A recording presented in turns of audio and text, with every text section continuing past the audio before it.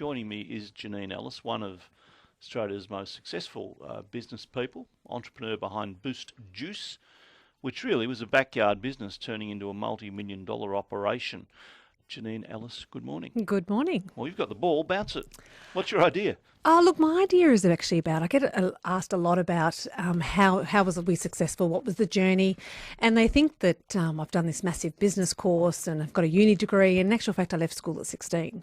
So the discussion really was around, can you be successful without a university degree, or can you be successful if you really are the worst student on the planet? So really the idea is around that. Why did you leave school at 16?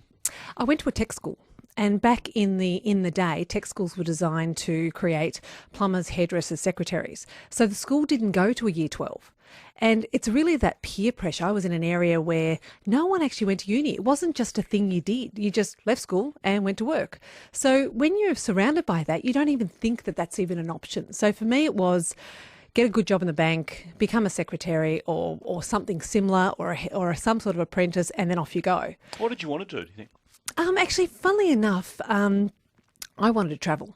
I had a huge travel bug. So for me, it was get a job, earn money, go overseas, which I did from 21 to 27. You wanted the world for 6 years? I wanted the world for 6 years. That's tough. Yeah, I told my poor mother that I was leaving for 3 months, and I came back 7 years later with a 2-year-old. What did you do?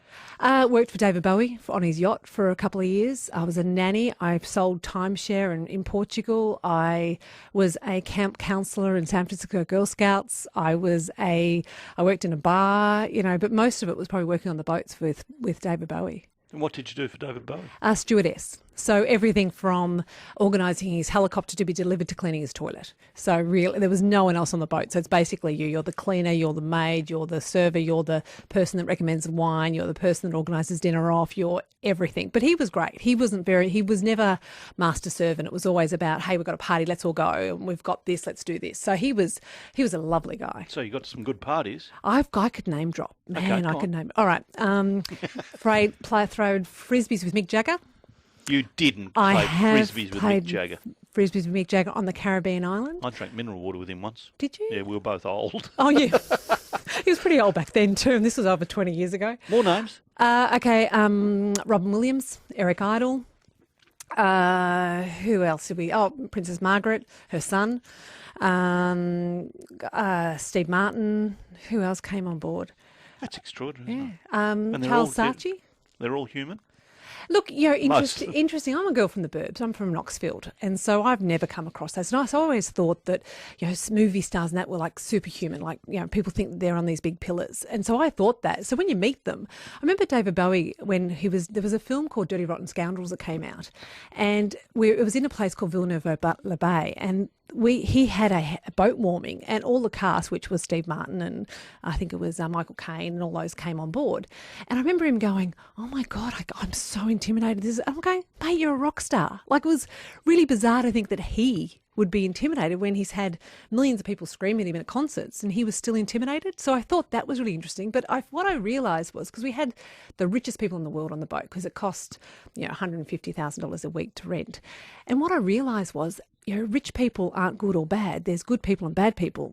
And there were some real horrible, horrible people. I remember one guy, I gave him a boiled egg and he told me it was too hot. I mean, what was going to do with it? Blow on it? Seriously. And then there was... Do we know him? Yeah, no, he was just a horrible person. And then there was other people who were absolutely delightful and wanted to play Scrabble with you all day or make you really inclusive. So, yeah, good people are good people.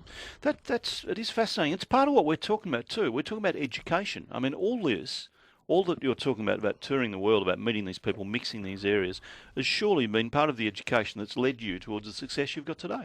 I think so. And I look at a young, naive girl at 21 with a backpack on her back, going overseas with no internet. My parents didn't know what country I was in, let alone anywhere else.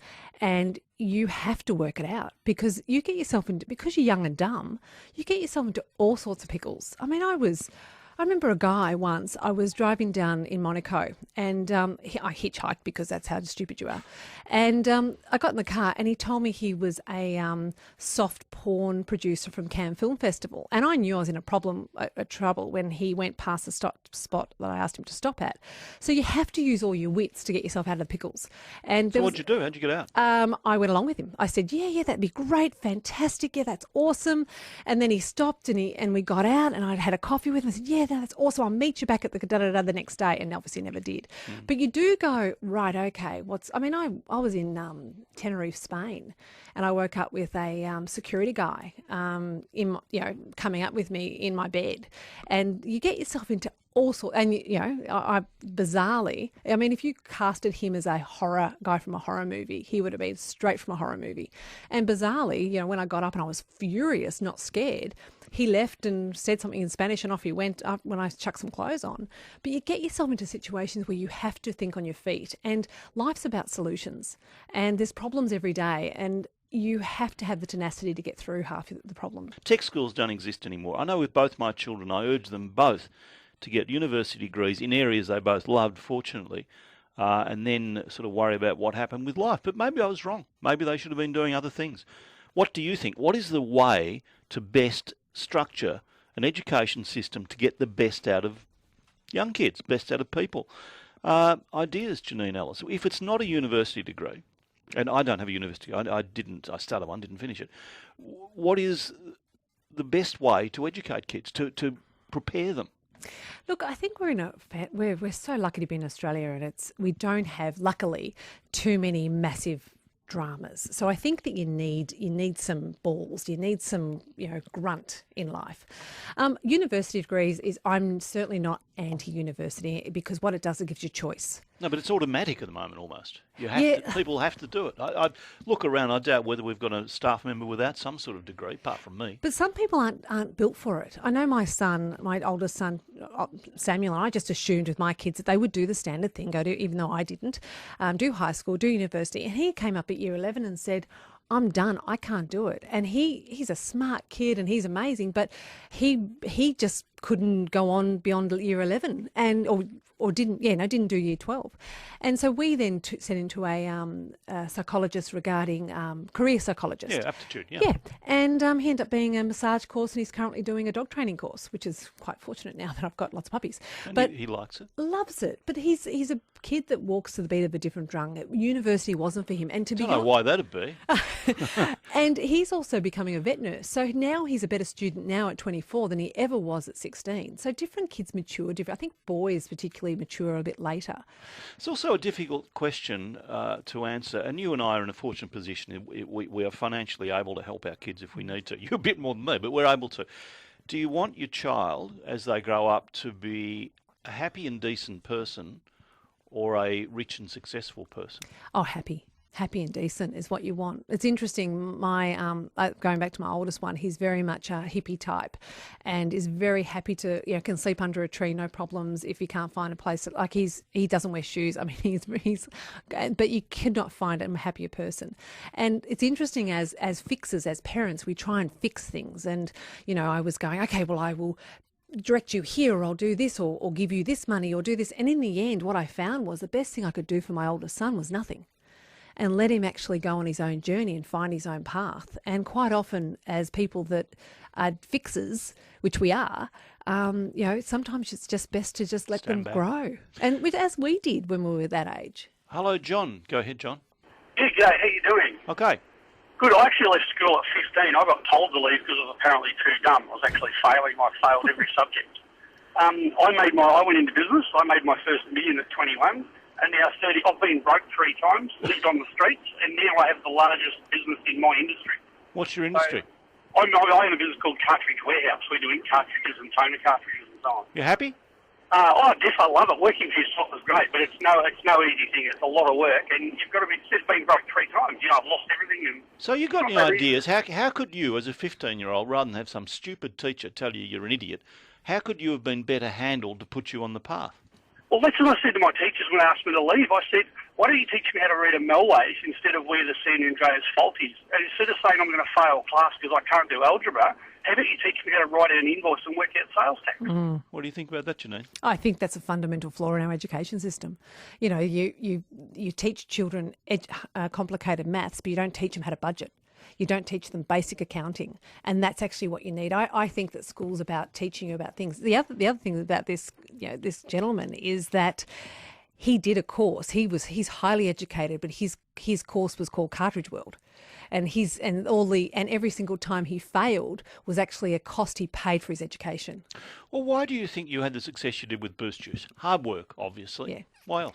Look, I think actually in some respects it was naivety. I mean, I seriously had no idea what I was doing. So I just, a bit like travel, you one day comes up and you go, what do I need to solve today? And you work out where you want to go. So you go, okay, I need to get to this point here. And then you work all the way back down here and you go, okay, what do I need to do today to get to there? And, I was too busy to work out. If I went to a highly experienced retail guy and said, I'm going to go from 0 to 100 stores in 4 years, he would have seriously said, you're mad, don't be so stupid. But because I didn't have time to ask anyone, I just did it. And, I had 3 children at the time. I had one still on the breast. It was so young. And you just got on with it. Actually, stupidly, I thought that I would do it because I wanted everything. I wanted to have part-time work. I wanted that. And in the end, I was working 130, 140 hours a week. Well, you clearly have energy. You have a lot of energy. I'm positive. I'm born half full. I am a very positive person. I'm also a person that there is a solution to every problem. You've just got to stay longer at it. And, I certainly wasn't a dux at school and, I can type pretty quick. I think that's about it. And God help me, don't ask me anything about, the capital cities in anywhere. But, it is about that thing of I will find a way and not giving up, not actually accepting no. Janine Allis is in the Ideas Factory talking about qualifications, education. How do you get a kid or person on the right track in life? Not just a degree. There are plenty of useless degrees around and plenty of good people with degrees that are useless. Josh, go ahead. Hi, Neil and Janine. How are you going? Well, thank you. Good, Josh. First of all, big fan of yours, Janine. Thanks. I actually grew up around businesses from the age of about 6 or 7 with my parents. I went to uni for 6 months. I've now had 2 businesses of my own and just sold the first one to purchase the second one. And it's now gone to the stage where I'm actually looking at buying a warehouse and moving into the next stage of it. Well, where did you learn the skills you have? How did you learn them? Pretty much from mum and dad. They grew up in businesses back home, and when we were young, we always, get up at 4 o'clock in the morning to go with Dad to set up the shop and learn everything from them. Thanks, Josh. I wonder, Janine, is there a way of formalising what we're talking about? Is there a way of saying the degree and the tertiary system we have isn't right for everybody? So what do we do with people? Is there a way of saying, well, okay, we identify, and I remember at school, career counselling, absolutely useless. Told me to be an accountant. You'll never be a journalist. Forget it. I hate numbers. Always have. What's the answer? Look, I think the answer is understanding that education comes in many forms. Josh talks about his mum and dad being his educator. Some people get their education from a phenomenal teacher from uni or a professor from university. My teacher was actually doing the business and learning from my mistakes as I went. So I think that people need to understand that you've got to keep your eyes open. I think internship, I say to my kids, if you really want to work for someone, knock on the doors and say you work for them for free for a while and get some experience. And that is your education. So I think it's just understanding that, and also people mature differently. Some people are better students older. Do we need some sort of incentive for internships? We have kids come through here, but it's at the goodwill of the company. And you put some effort into them, of course, if you can, but things are busy and they might just be frightened. But it seems a pretty ad hoc system of internship. Yeah, I think there used to be a traineeship, but I think the government has done a lot of cutting there.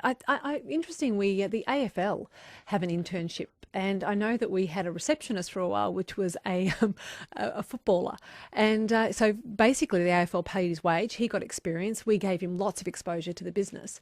And he then had some experiences, because the life of an AFL player is 2.5 years. Yeah. So that's the average. It's a very strange life. It is a strange life. So it was great. That was great that the AFL had that program that actually encouraged them to come into work and getting other experiences. lack of education is not an excuse for not being successful, and that's one of the points you've made. Oh, look, and that drives me mad. People blame everything for, not achieving their success. I mean, even to a point where, you throw around figures of women on boards and women in high roles, and, it's 2%, 3%. Well, that's no excuse to not get there. It's really the only glass ceiling any of us have is what we've created ourselves. You ask any successful person and ask them about their barriers, and there's no barriers because they just smash them. What do you think of affirmative action, of saying that there should be a quota for women on boards? And look, it's interesting. You look at France and I think Switzerland, who have policies on board to actually do that and actually work successfully. The reality is the stats say that businesses that have a more balanced board or balanced leadership are more successful. And the reality is I don't think women are better and men are better. I really don't. But I do think the power of both the male and female together, and that's both sides' brains, the right male and the right female, are very, very powerful. And I think that I look at my husband, luckily he's my business partner as well, and we as a team is definitely 1 and 1 equal 10. That's an interesting thought, something I hadn't considered before, that there is a positive energy between the right male and right female brain because they are different. That's right. And we are different. We forget we're animals and we have these nurturing instincts and we have different ways of thinking and men have their own way of thinking. And, women are obviously on a scale. I think I'm far too male on my scale. As my husband said, you're not a real woman, which I thought didn't know if that was a girly bloke, is he? He's actually, no, he's a radio man, so not really. So look, it's an interesting one, isn't it? Hello, Rick, go ahead. Okay, Neil, how are you? Okay. That's the way. I don't think, firstly and foremostly, that being rich and successful, I should say, is mutually exclusive to being happy and content. I think you can certainly have both. True. But I certainly also believe, having gone to a pretty significant Victorian public school that's always in the limelight for bad behaviour, Victorian private school, I should say, maybe a Catholic one in Kew, and left there at the end of year 11, I actually went on and did tertiary education at university as a mature age student at 25, an applied science degree, never used it, and I've subsequently set up a global business in the IT industry and have a successful LED lighting business in Australia. IT's competitive too. Yeah, it is, but internationally we're having some massive wins in EMEA and in the US. Beating some of the very big global IT companies. So what is the best part of your education? You're not doing bad to get thrown out of that school.